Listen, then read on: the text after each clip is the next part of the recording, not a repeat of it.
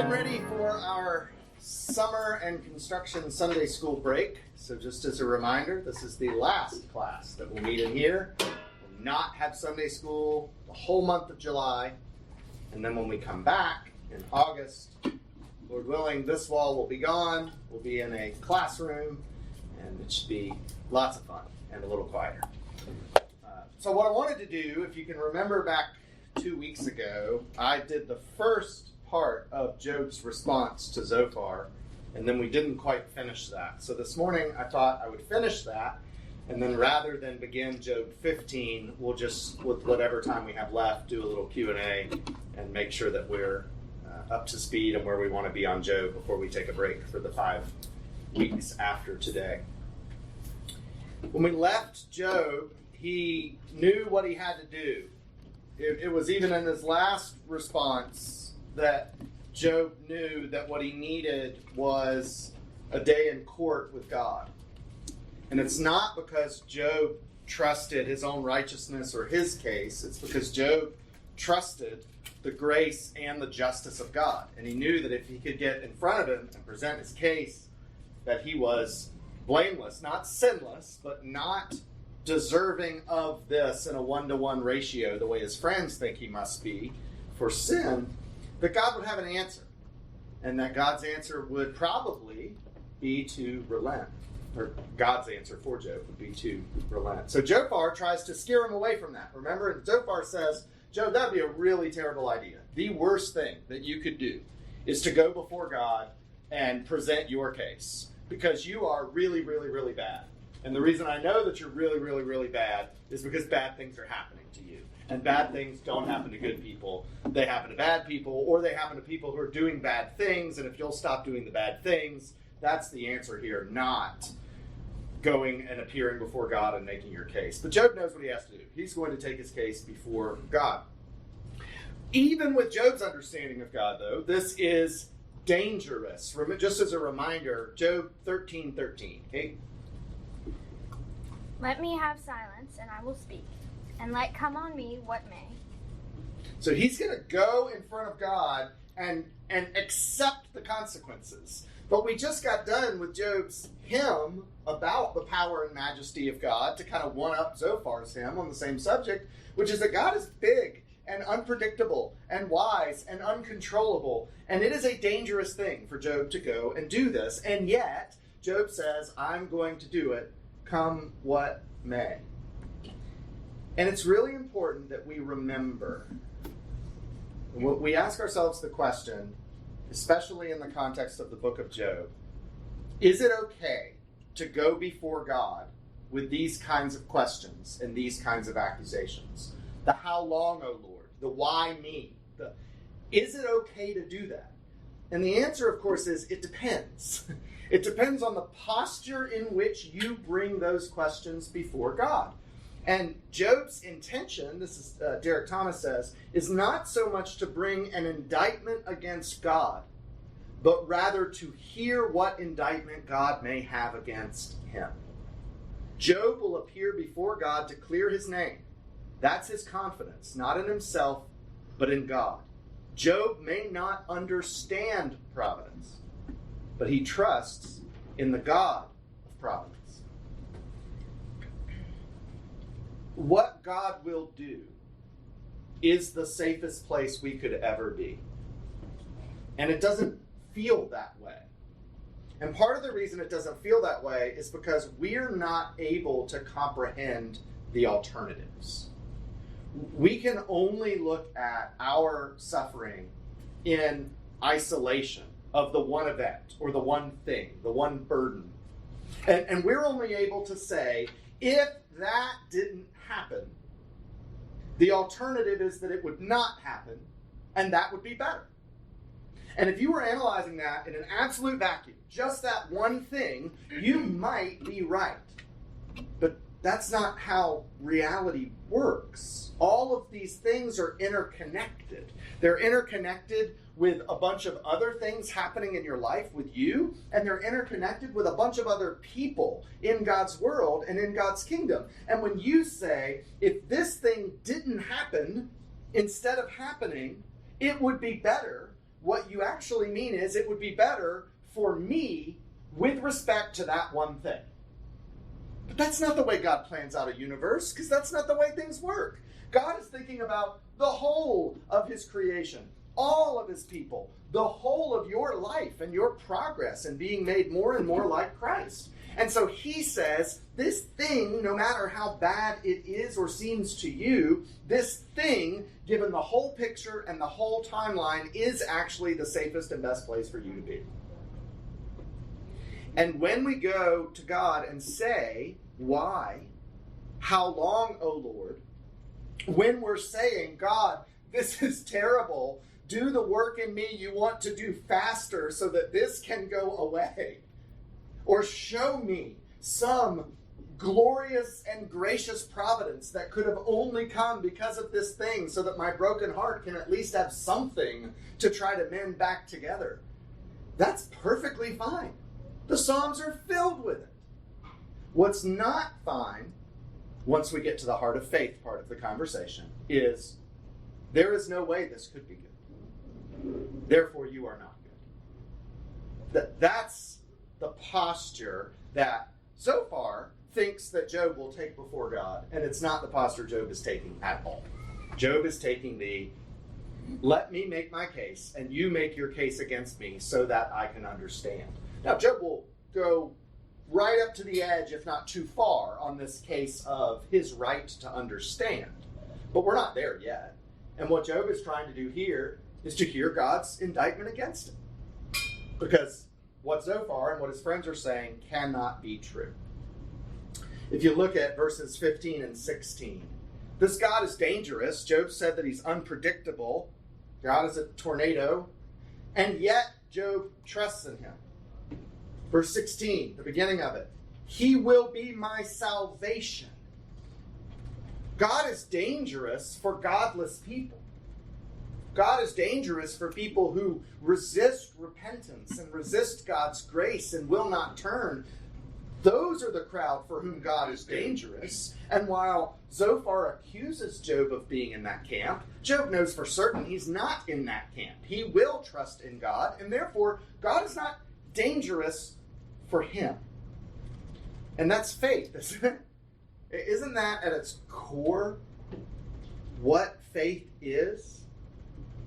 What you see tells you that God is dangerous, God is not in control, God does not do good for you.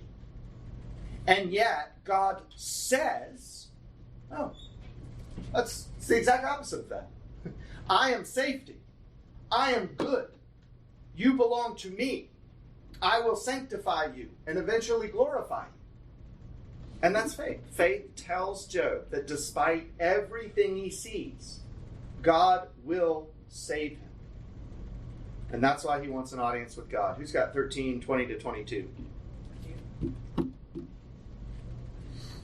Only grant me these two things, O God, and then I will not hide from you. Draw your hand far from me. Stop frightening me with your terrors. Then summon me, and I will answer. Or let me speak, and you reply. If God will grant him an audience, if God will take away the hand of judgment long enough that Job can make his case, he believes they'll work this out. He believes he will be vindicated, and God will be vindicated. There is an answer to this. That's what Job's faith tells him. There is an answer to this. And if God would just take off the hand of judgment long enough that they could talk about it and Job could make his case, he thinks he would be vindicated. But it's not that easy. And even Job recognizes that it's not that easy. And that's what he goes into in this next section of chapter 13 and 14. That as it's so difficult because sometimes people can give you what is basically the right advice, or advice that is 80% true. But the 20% that's wrong, or the motivation for what they're telling you to do, is completely wrong. And so you don't want to give them any credit because, no, you started in completely the wrong place. I don't care that you got to the right answer. Or you're doing it for completely the wrong reason. I don't care that you're doing the right thing. And his friends have given him all these warnings, especially Zophar, about how you don't want to go before God. This is not going to be good for you. And in the context in which they mean it, Job has to argue with them and say, no, you're completely wrong. That's not who God is. Now that he's actually asking for this audience with God, and he sets his friends aside, and he's simply thinking about the idea that I will go before God and I will make my case. Well, that's not so easy. Who's got 13:23 to 27? How many are my iniquities and my sins? Make me know my transgression and my sin. Why do you hide your face and count me as your enemy? Will you frighten a driven leaf and pursue my dry chaff? For you write bitter things against me and make me inherit the iniquities of my youth. You put my feet in the stocks and watch all my paths. You set a limit for the soles of my feet. Even the person of faith has sinned. Job is a good man. That's the point of the book. But we get the reminder here from Job that doesn't mean he's sinless. Blameless with regards to this circumstance is not the same thing as sinless. And all of us have sin, and that sin is the root of death and mortality and pain, because sin is what keeps us from God. And so when Job considers how he feels that God has turned from him, that he's arm's length from God, that he doesn't have access from God, Job knows that that happens because of sin. So if Job is actually separated from God in this situation, sin would be the root of it. Job knows, again, with respect to this situation, that sin is not at the root of it. So then what is it? What is this issue about? But he's doing what he ought to do. As much as I talk about us comforting one another, and we don't want to be Job's friends, and when people are suffering, we don't want to start with them, and sometimes, depending on where we are in the process or how close with them we are at all, we don't ever want to bring their behavior or their culpability into the conversation about their suffering. We just want to comfort them in their suffering. But the first thing that you ought to do when you're the one suffering is to have this conversation with yourself. The easiest answer for what makes a person feel far from God and feel the hand of God's judgment is sin. It's not always the answer. That's why his friends are wrong. It's not always the answer. That's why it's incredibly ungracious and unhelpful to begin there with other people in saying, oh, what did you do? But for you, you better do this. Search me, O Lord. Show me my hidden faults. Show me my secret sins. David's doing it in Psalm 51, and I gotta tell you guys, most of David's psalms sins vis-a-vis Psalm 51 are not hidden. They are pretty well known to both David and the reader. And yet even in that context, he's saying, search me, Lord, show me hidden sins, because there are hidden sins. What David did was not the only sin. What David thought, what David planned, what David believed that was false, that drove him to do what he did, all sin. And he asked God to show him those things. Then Job takes a moment to reflect on mortality and death. First, mortality. Who's got 13:28 to 14:6? Man wastes away like a rotten thing, like a garment that is moth-eaten. Man who is born of a woman is few of days and full of trouble. Comes out like a flower and withers. He flees like a shadow and continues not. Do you open your eyes on such a one and bring me into judgment with you? Who can bring a clean thing out of an unclean? There is not one. Since his days are determined, and the number of his months is with you, and you have appointed his limits that he cannot pass, look away from him and leave him alone, that he may enjoy like a hired hand his day. The previous, what Nick read, this is not as easy as just going before God and just talking it out. Because sin is a real problem and sin must be dealt with. And now what Daphne read, mortality is a real problem. And mortality must be dealt with. We are not immortal. We are not equivalent with God. We do not have the built-in meaning and purpose that God has. We have the meaning and purpose that's given to us. And a life apart from that is fleeting and trivial. We have the problem of mortality, and unless mortality is dealt with, we have no hope. And then third, who's got 14:7 through 12? I do. For there is hope for a tree, if it be cut down, that it will sprout again, and that its shoots will not cease. Though its root grow old in the earth, and its stump die in the soil, yet at the scent of water it will bud and put out branches like a young plant. But a man dies and is laid low. Man breathes his last, and where is he? As waters fail from a lake, and a river wastes away and dries up, so a man lies down and rises not again. Till the heavens are no more, he will not awake or be roused out of his sleep. The third problem is death. Have you ever seen, Job has, a tree that is cut down, and then a little shoot grows out of the stump? You have this tree stump in the ground with this one little branch with a green leaf coming out of it. And Job says, when you cut down a tree, there's still some life there.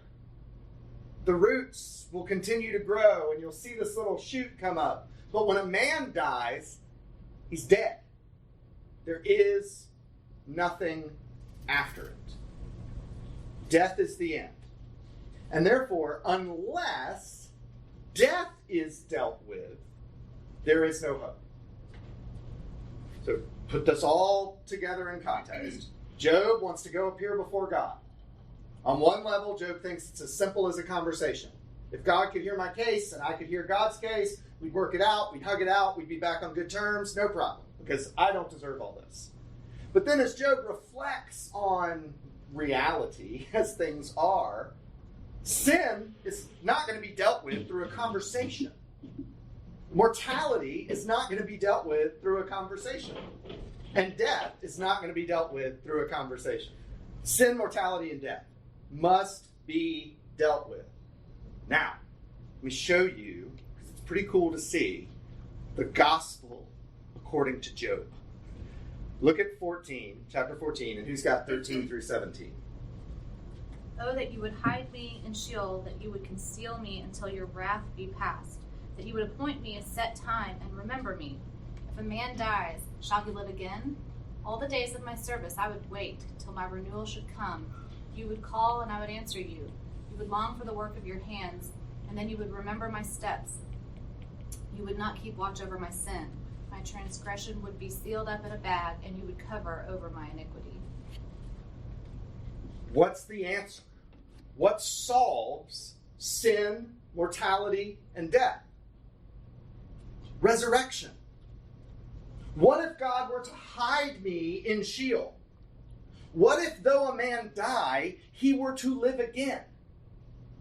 That would solve the previous three problems. I don't need simply conversation. I need resurrection. Specifically, he needs the hope of resurrection. You think about the cut down tree and the dead body. The fact that there can be life after this death is what made it different for the tree and the man. And he says, what if I went down to Sheol and I were hidden from death? And though a man die, he were renewed, is that Hebrew word there. The only way for Job to stand with God will be for God to conquer death. That's it. If there is no resurrection, there is no hope. And this is the second time in Job. Remember, last time was when Job realized that what he really needed was a mediator. Somebody who could identify with his sorrows and yet stand with God on equal footing. And what happened after Job said this profound truth about what's needed is a mediator. He said, that can't happen. And then he plunges into despair. And we get some of the really, really darkest stuff of the book. So what happens here? He utters this profound gospel truth that the only thing that will ever conquer sin, mortality, and death is resurrection. And then what does Job do? He says, not going to happen. And his eyes go back to the ash pile. They go back. He can't see beyond the pain of his circumstances. Whenever he can break out of that,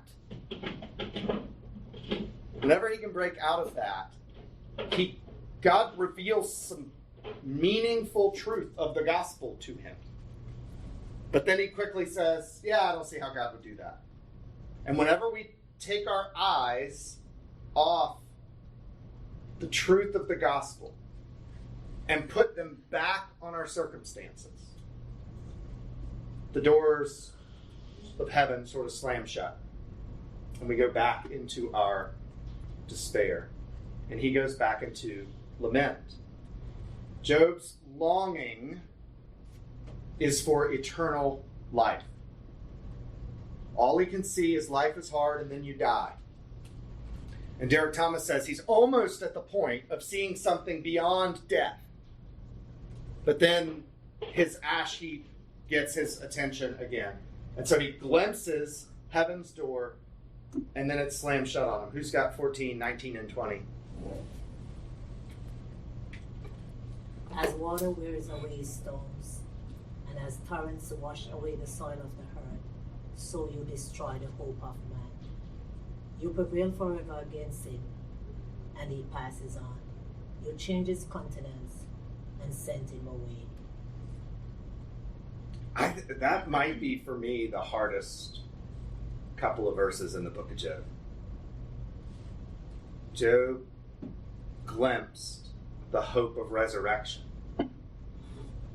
And then his circumstances, some of you have seen, not that I'm commending it, but the Godfather trilogy.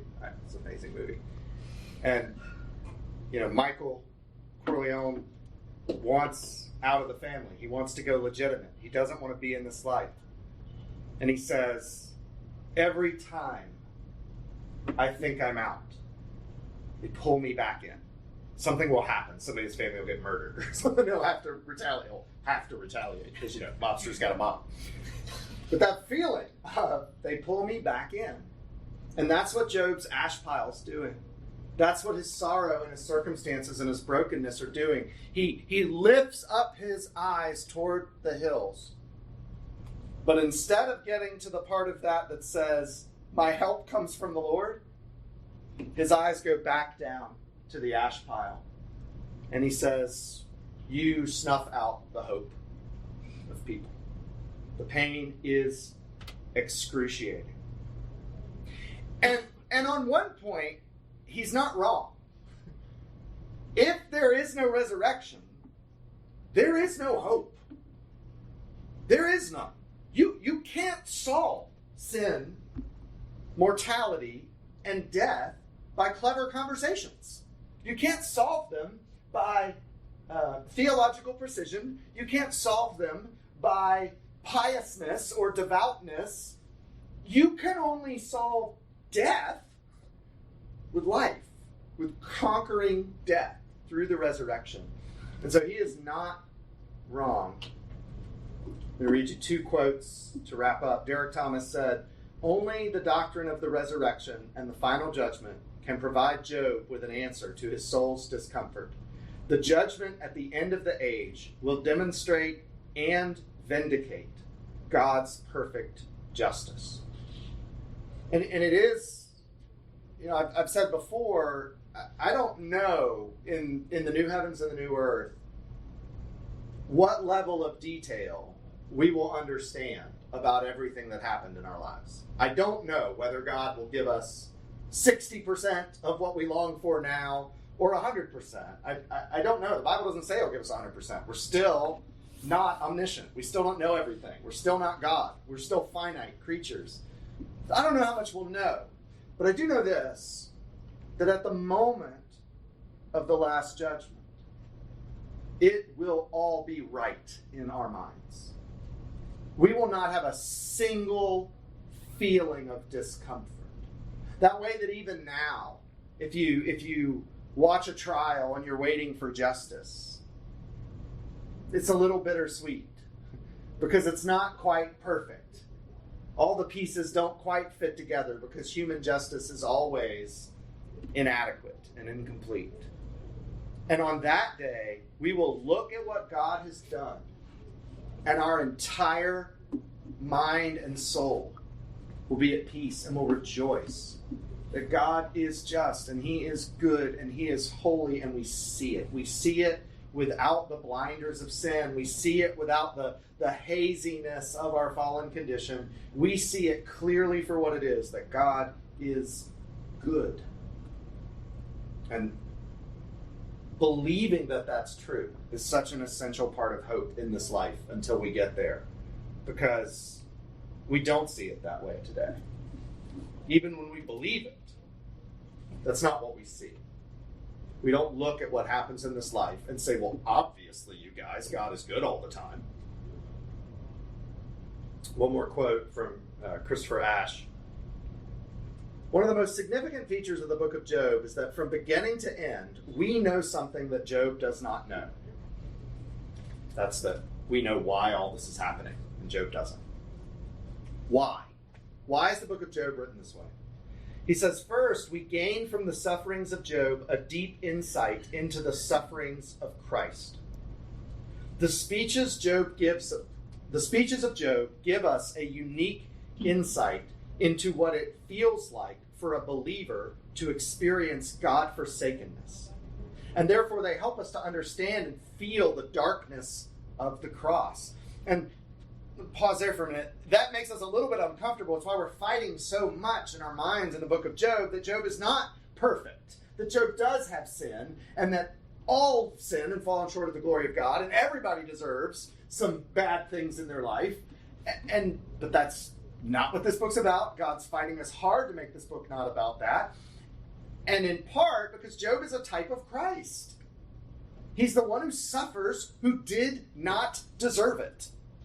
And we have no problem saying that with Christ, because Christ is sinless.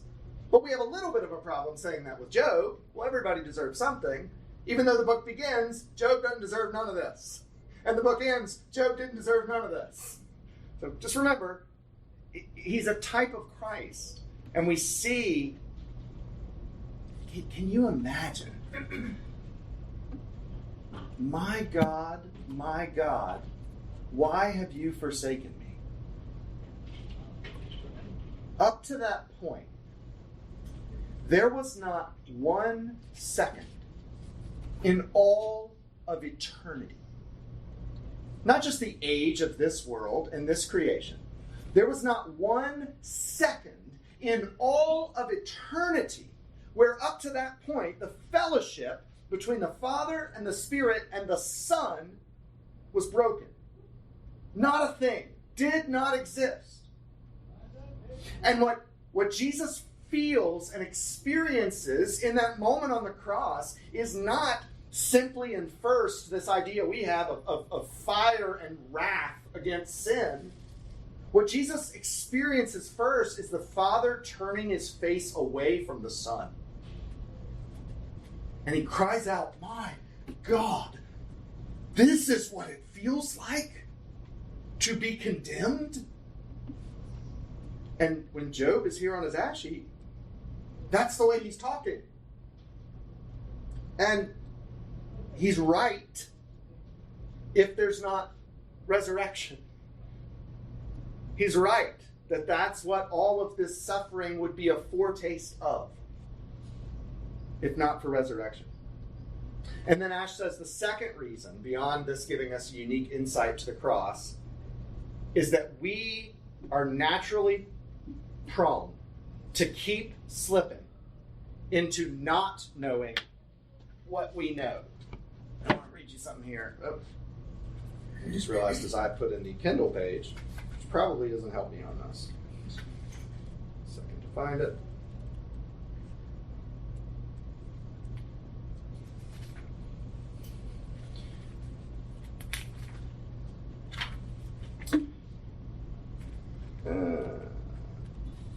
It's Eliphaz.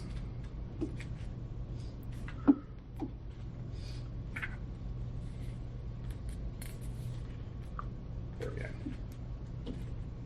I get to edit all this out so I don't look like an idiot.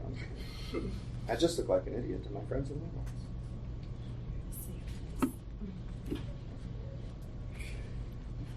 Says, there is a pain for the believer that gives suffering a unique sharpness. Suffering is the common experience of the human race. All sorts of people get ill. All kinds of people are touched by war, famine, and earthquake. And yet suffering touches the believer with a sharper and uniquely piercing pain. How so? Believers do not necessarily and always suffer more or worse. They do not get more illness or suffer worse from natural disasters. So why is the pain of a believer sharper? It's what is sometimes called the problem of pain. The worshiper truly believes that God is sovereign. He or she really believes that the living God is in control of his world. And so when suffering comes, it must be God who ultimately sends it.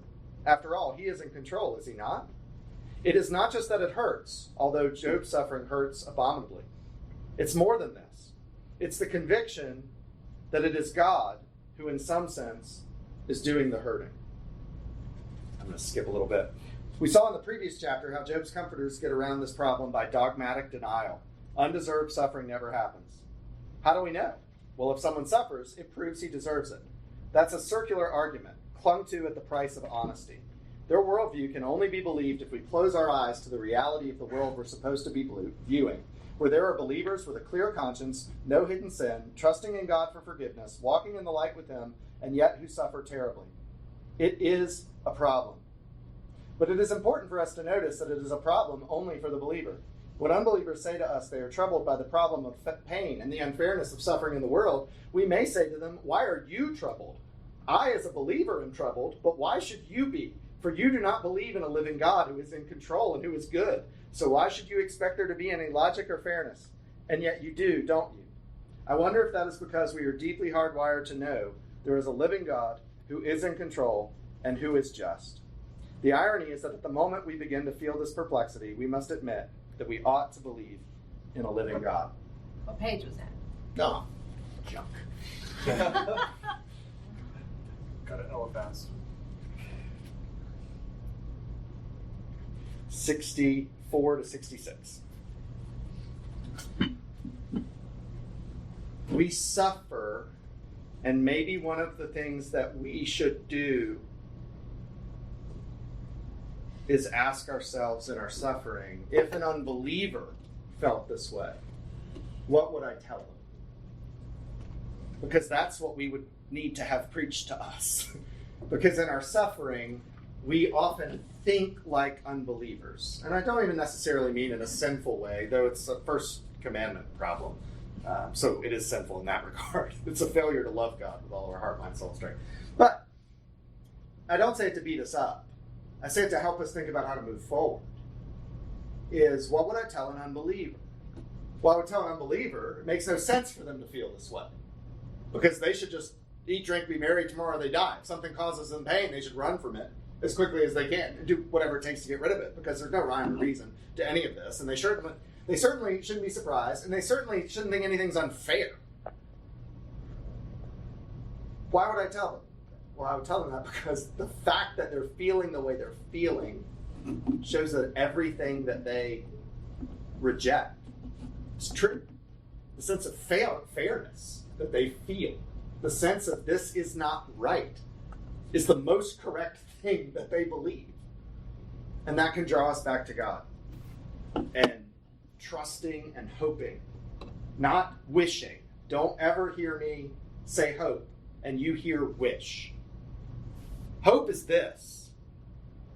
Hope is we will all be raised. Hope is in the twinkling of an eye. Hope is that what Jesus did on that cross ended with, it is finished. Not, okay, y'all, I did my part. Now come along and get your act together and let's see this thing through.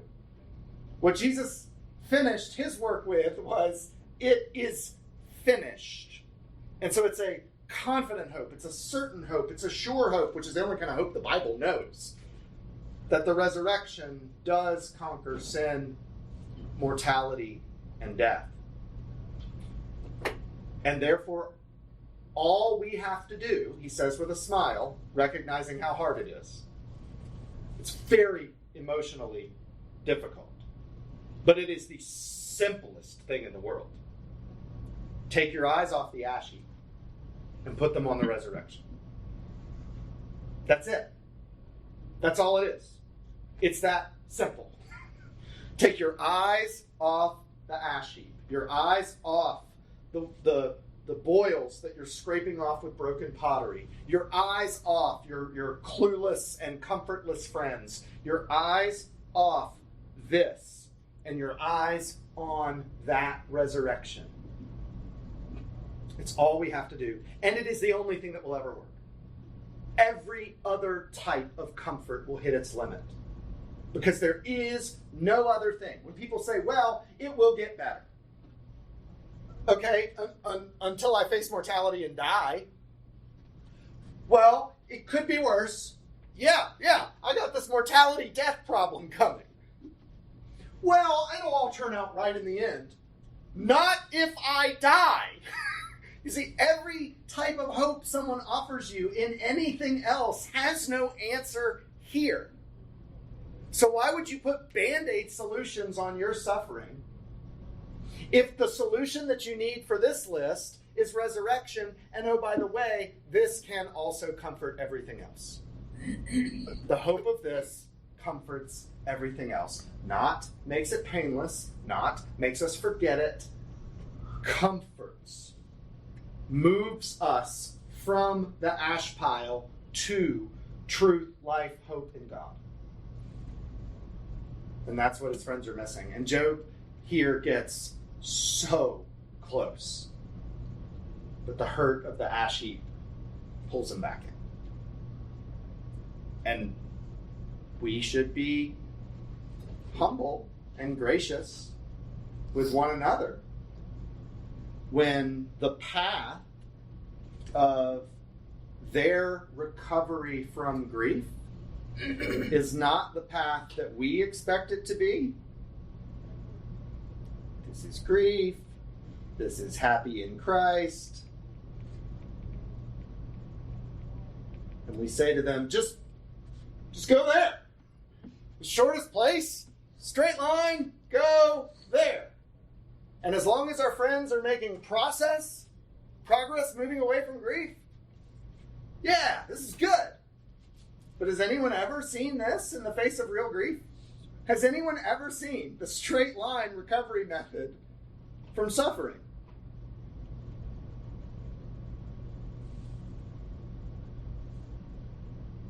And this is consummation with Christ.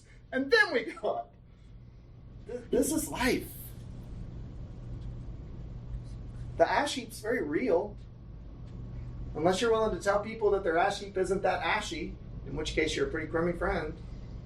You have to be ready for my snake drawing. I did waves getting higher and higher, so I'm clearly a post-millennialist.